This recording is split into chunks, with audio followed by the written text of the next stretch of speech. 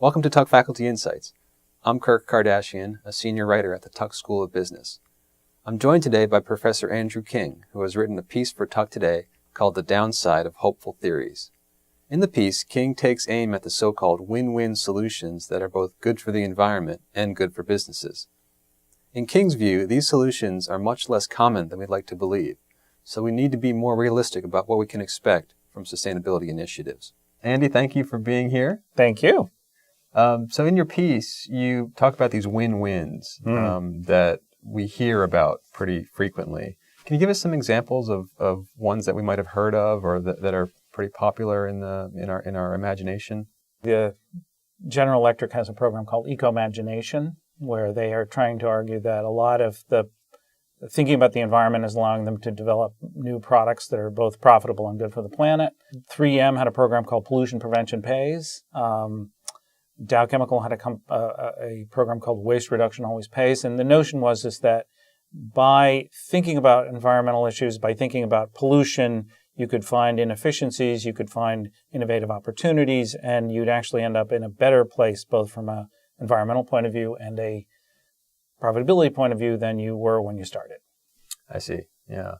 And your point in your piece is that these so-called win-wins are not as common as we like to think, and they're perhaps not even as beneficial as we thought. What I think I've now come to realize is that while you can find them anywhere you go, so I bet I could walk into the Tuck School and find lots of opportunities for win-win, but when we stand back and we look at their net impact, they're just not very big.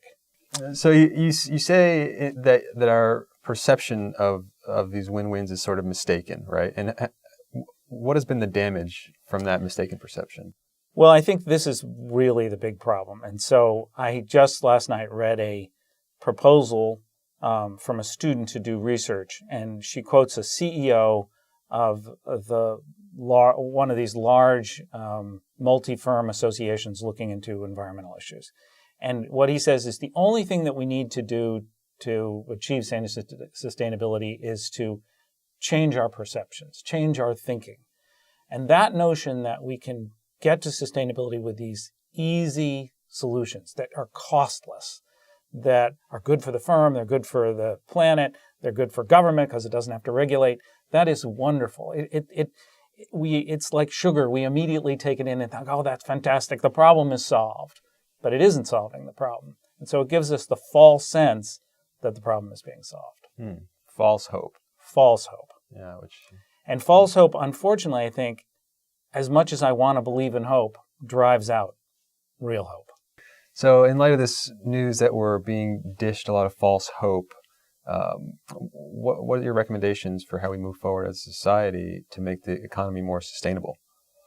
Well, I think we're going to have to change the rules of the game of business, the competitive rules, and that can either happen through government, or it can happen with firms, or it can happen through civil society. And I think firms have a role to play in shaping government policy. They can actually engage in regulation themselves. You see that with Unilever, the Marine Stewardship Council. You see it with DuPont working on regulation for some of things like HCFCs and HFCs. And then I think the civil society as well can play an important role, and that means every one of us has a role to help shape the sort of business regulations and rules that then direct firms towards sustainability. Okay, well, thanks so much for your time, Andy. Appreciate it. Thank you very much for having me. Bye. This has been an episode of Tuck Faculty Insights. I'm Kirk Kardashian, a senior writer at Tuck. Thanks for watching.